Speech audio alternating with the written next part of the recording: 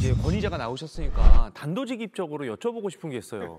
저를 실제로 만나면 사람들이 제일 많이 하는 말이 생각보다 머리 그렇게 안 크네 이런 얘기를 제일 많이 하시거든요. 그러니까 실제로 크긴 하지만 네. 화면에 막 이만하게 나오나 봐요. 근데 실제로 보면 그렇게 머리가 안 크고 키도 제가 185인데 생각보다 키가 크네 뭐 이런 말씀을 하세요. 그렇군요. 그러니까 뭔가 이게 화면에 왜곡이 있는 건지 네. 이게 신호를 이렇게 들였다 펼쳤다는 데서 왜곡이 생기는 건지 디스플레이가 잘못된 건지 이거 왜 그러는 겁니까? 우리나라는 디스플레이 기술이 워낙 좋아서 실물을 그대로 반영한다고 저는 알고는 있는데요. 그냥 큰 아마 거였어. 카메라 감독님한테 조금 더 잘하시는 게 중요하지 않을까 나 싶은데요. 그냥 큰 거였어. 와, 뼈 때리시네. 좀 전에 디스플레이가 어디에든 다 존재한다, 저희 생활 속에 있다고 말씀들 하셨는데요. 그 중에서 가장 오랫동안 우리와 함께한 디스플레이는 아무래도 텔레비전인데요. 와. 맞아. 야. 전자총? 네, 1970년 샛별 텔레비전 광고라고 하는 겁니다. 그래서 통통한 브라운관 디스플레이인데 다들 기억은 하시죠? 네, 맞아요. 네, 그래서 칼 페르디난드 브라운이라는 물리학자가 발명해서 이름을 브라운관이라고 붙였고요.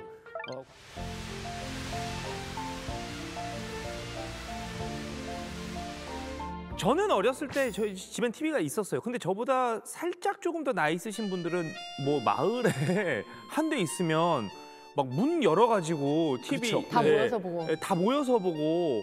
뭐 저도 옛 조상님들께 들은 얘기인데요. 네. 브라운관이 굉장히 두꺼웠잖아요. 네. 그게 있으니까. 그런 액자도 전설이 있죠. 올려놓고 네, 맞아. 되게 뭐 그랬다고 두꺼워가지고. 하더라고요. 네. 장식품들도 올려놓고. TV 안 나오면 네. 이렇게 쳤잖아요. 막 위에 치고 막. 네. 그리고 이제 TV가 단순한 정보 전달 기기라기보다는 당시에는 이제 가족이 한 군데 모여서 거실에서 대화도 나누는 그런 중심의 그 전자기기였다고 볼 수가 있고요. 처음으로 TV를 생산한 이후에 디스플레이 기업들이 기술 개발에 대한 목표를 명확하게 해서 이런 유명한 광고 카피도 탄생했습니다.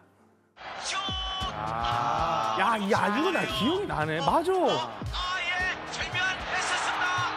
아니 저 선수가 어디 숨어 있었죠? 숨어있던 1인치를 찾았다. TV. 기억나시나요? 네. 아까 홍진경 씨 조상님들을 얘기하시는데 기억을 예, 맞아요. 하시는군요. 아니요, 조상님께 들은 기억이 있어요. 네, 여기 이제 숨어 있던 1인치를 찾았다 이런 거죠. 예, 당시 되게 유명한 광고 카피였고요. 맞아. 저 1인치 크기함으로 인해서 TV도 많이 팔린 걸로 알고 있습니다. 해당 제품이. 그리고 그 다음엔 또 이러한 카피도 등장합니다. 완전 평면 TV 이런 내용이 나오는데요. 보기만 해도 시원한 화면. 그 또렷한 청정 화질을 찾았다.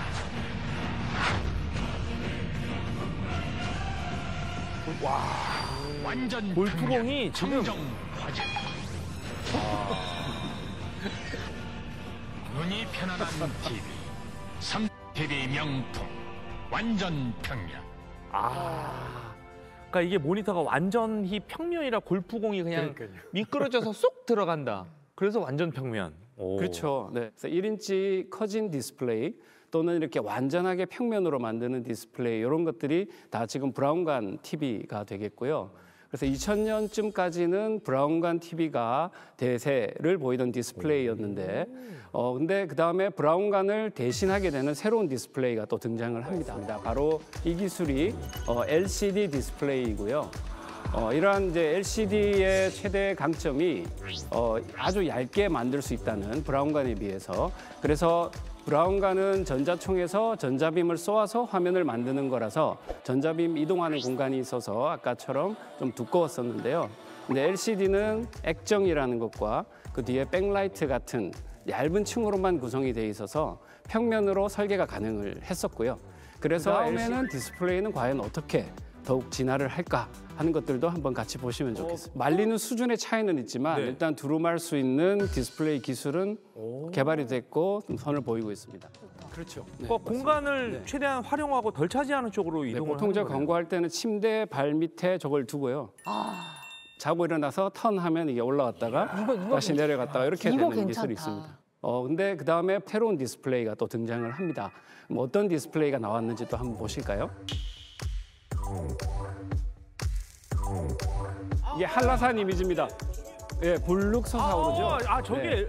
그래서 한라산인데 등고선에 따라서 이렇게 화면이 늘어나고요. 산의 지형과 높이가 표시되는 그런 일종의 3차원 내비게이션을 이렇게 데모를 한번 보여준 거고요. 그래서 우리가 지도를 이런 식으로 볼 수 있으면은 서로 간에 상호작용도 되면서 이 디스플레이를 활용할 수 있지 않겠냐 이렇게 저희들은 기대를 하고 있습니다. 그럼 디스플레이가 이렇게 늘어나서 이렇게 뾰족뾰족 튀어나올 수 있다면 굉장히 입체적으로 보이겠네요. 그렇죠. 굉장히 입체적으로, 물리적으로, 입체적으로 보이는 거죠. 나는 네. 지금 더 놀라운 게 나는 이렇게 늘리면 이게 같은 비율로 1대1 이렇게 늘어나는 건 줄 알았더니 저건 등고선대로 늘어나려면 뭐 예를 들어 여기는 2배가 늘어났으면 여기는 4배가 늘어나고 굉장히 그 비율이 다 달라진다는 네, 거예요. 맞습니다. 그래서 가장 많이 늘어나는 부분을 타겟으로 디스플레이를 보통 설계를 하고요.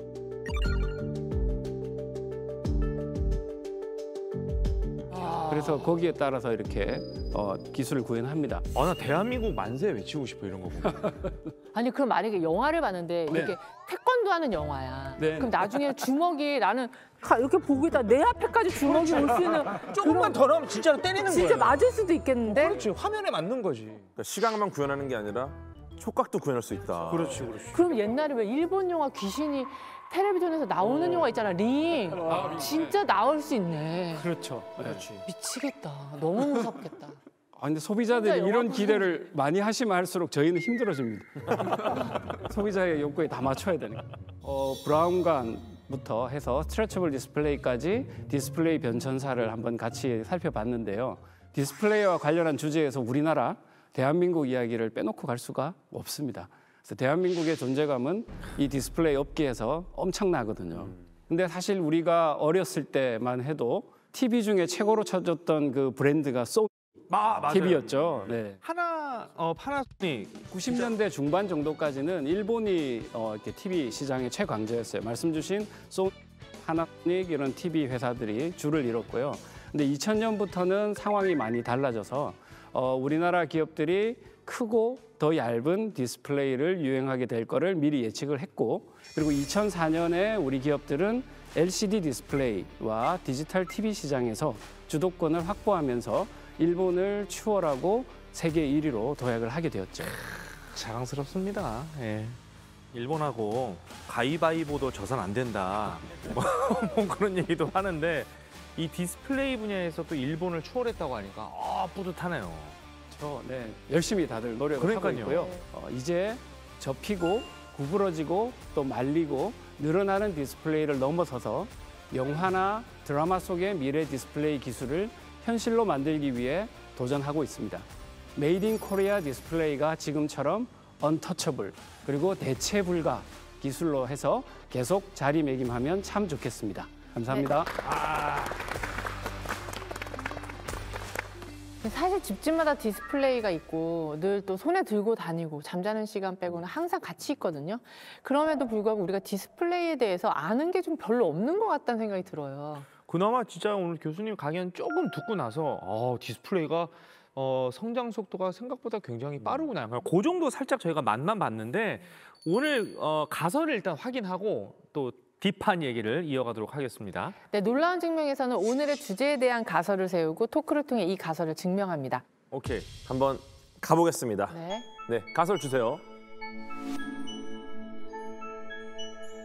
야이씨. 땡땡땡땡 디스플레이 보 땡땡이 진짜 땡땡땡땡. 많은데. 야 오늘 주제가 디스플레이인데 예. 디스플레이 빼고 다 동그라미면 저 곧까지 주나요? 곧까지 들어갔네.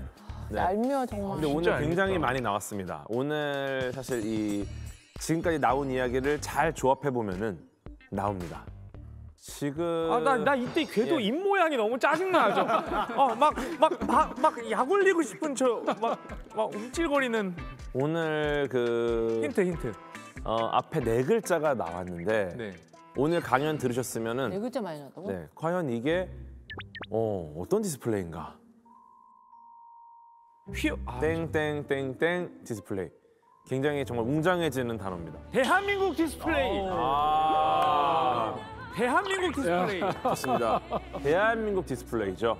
곧 네, 곧 사실은 이게 곧 일어나지 않을 수 있을 만큼 굉장히 위대한 일인데 이게 우리나라 대한민국의 디스플레이에서 일어날 수 있다는 겁니다. 힌트를 주실 거면 조금 정확하게 주세요.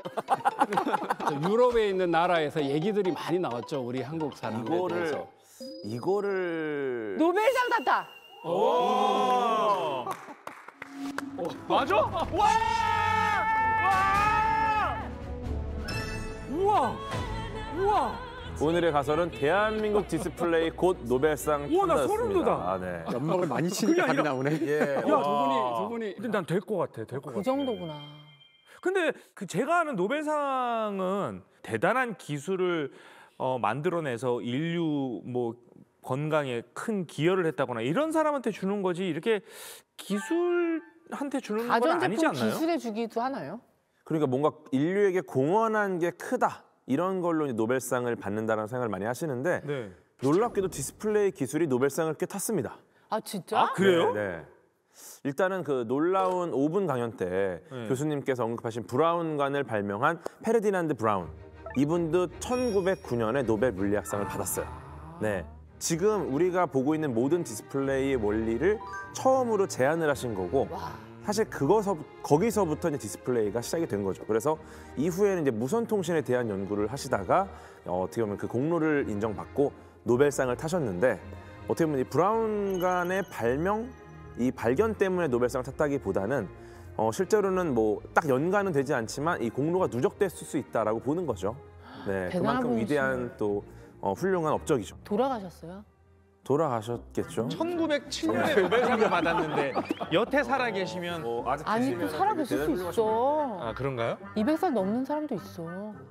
200살 넘는 사람이 있다고요? 안 알려져서 그렇지 있을 수 있어요. 그건 모르는 거야.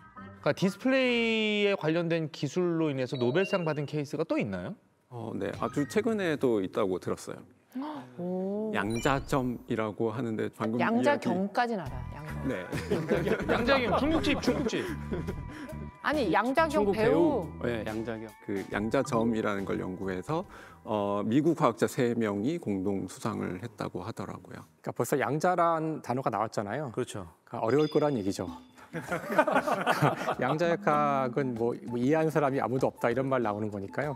이런 작은 구조물에서 나오는 빛은 어떤 특별한 이 구조와 관련이 있다는 거예요. 그래서 쉽게 얘기하면은 구조물의 크기가 작아지면 색깔이 더 그러니까 빨주노초 파남보에서 더 보라색 쪽으로 가고 구조물이 커지면 색깔이 빨간색으로 간다는 것을 이야기해줘요. 그러니까 우리가 이 작게 만드는 어떤 구조물을 크기를 우리가 제어를 잘 할 수만 있다면 그 자체로 빛을 내는 어떤 그 물질을 만든 거나 다름이 없다는 뜻인데 그런데 이 양자점을 이용하게 되면 물질을 선택해서 색을 만드는 게 아니라 크기를 제어해서 색을 만들 수 있기 때문에 크기를 제어하는 게 물질을 바꾸는 것보다 훨씬 쉽거든요.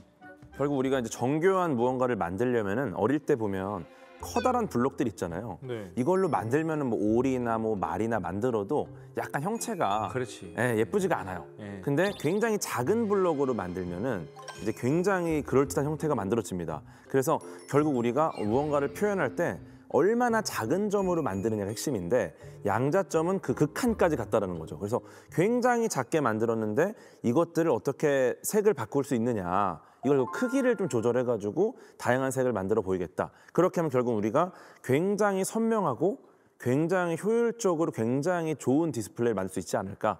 그래서 연구가 많이 되고 있고 사실은 이거에 대한 아이디어는 등장을 했는데 실제로 이게 어디까지 기술적으로 구현하는가에 대해서는 여러 가지 견해들이 있는 것 같아요. 아니 생각보다 진짜 디스플레이가 노벨상을 많이 받았는데 네. 우리나라 기술도 되게 세계적이라고 하셨잖아요. 네. 그러면 우리나라 기술로 혹시 노벨상을 받을 뻔했던 적은 없었나요? 지금 이야기하고 있는 요 양자점 그 노벨상 발표가 됐을 때 한국 과학계에서 굉장히 안타까워했다고 해요. 왜요? 서울대 현택환 교수님이 양자점 합성으로 노벨상을 받으실 것이다 이런 예상이 있었다고 해요. 네. 같은 그러면 지금 그 네, 맞습니다. 서울대학교 네, 학과는 다르지만 또 친한 또 선배. 솔직히 아, 한잔 근데- 하셨죠? 네, 아니 실제로 하셨죠. 이때 아마 네. 굉장히 많은 언론에서 좀 준비를 하고 있었고. 아, 유력했어요? 예, 왜냐면 정말 많이 관심이 몰렸고 정말 오래 받느냐 못 받느냐 뭐 이런 이야기 있었어요. 그래갖고 저도 되게 관심을 많이 갖고 보고 있었고. 네. 아, 속상하셨겠네.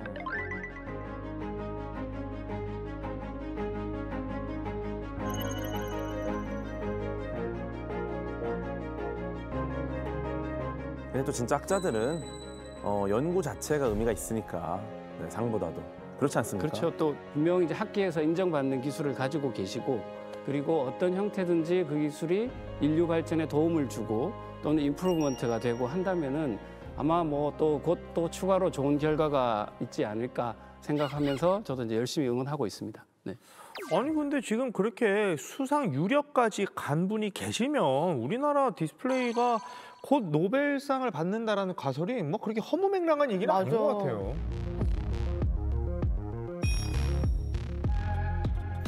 그리고 이렇게 격자 무늬로 검은색 부분이 있으면 예를 들면 그 검은색 부분에 투명하지 않은 전극과 LED나 OLED를 올려놓고 가까이에서 보면 이렇게 내 눈에 좀 부담스럽게 보이지만 멀리서 보면은 모기장도 투명하게 거의 보이니까 그 상태에서 이 전류를 흘리면 디스플레이가 나오는 거죠. 이거는 투명한 게 아니에요. 투명하네요. 뒤가 보이잖아요. 뒤가 보이잖아요. 뒤에 커튼이 보이잖아요. 아 근데 내가 말한 건 완전 깨끗한 투명인데? 그런 거는 그냥 유리 아닙니까? 소비자 눈이 이렇게 올라가니까 이제 기술 개발하는 사람들이 엄청 힘들어지세요. 그러면 저거 약간 그 허공에 아니 그냥 봐. 연기 띄워놓은 것처럼 옛날에 약간 힘든 시절 생각해. 신용을 낸 것 같은데? 엄청 투명하게 만들어 드리면 아, 저 정도면 소비자 잘 반응이 만든 어떨 것 거예요. 같으세요? 내가 너무 예민한 엄청 거예요? 투명하면 소비자 반응은 화면이 왜 이렇게 희미하지? 그죠? 근데 방금 거는 화면을 조금 선명하게 만들기 위해서 투명도를 조금 줄인 기술이고요. 그래서 어떻게 보면은 빛이 나오는 영역과 투명한 영역과의 싸움인데요. 빛이 나오는 영역을 최대한 작게 하면서 엄청 밝게 할 수 있는 기술이 있으면 투명도를 높이고 화질도 좋게 할 수 있겠죠. 그래서 LED라고 하는 마이크로 LED라고 하는 수 마이크로미터 정도 되는 크기의 빛을 엄청 밝게 하는 기술이 투명 디스플레이에도 좋은 기술이 아닐까 하고 연구는 하고 있습니다. 근데 한 가지 확실한 건 투명 디스플레이가 상용화가 되면 왜 보통 거실에 보면 아파트를 지어도요 TV 놓는 자리가 정해져 있어요. 거실에 벽이 TV 자리가 있고 이쪽은 창이 있고 그러니까 뭐 그림을 걸거나 이럴 자리는 딱히 많이 없는데 이거 나오면 그냥 창문 쪽에 TV를 설치하고 TV 자리에다가는 뭐 아이들 그림을 건다든가 가족 사진을 건다든가 그런 면에서는 공간 활용할 때는 참 좋을 것 같아요.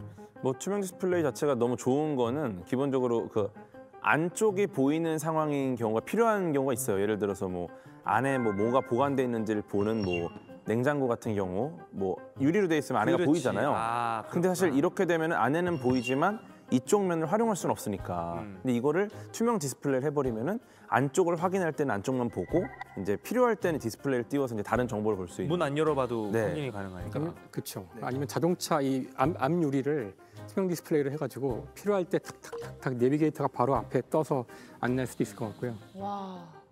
그러니까 이제는 디스플레이가 중심이 아니라 주변과 조화를 어떻게 이루는데 더 초점을 맞추는 쪽으로 가야 되지 않나 싶은 거죠.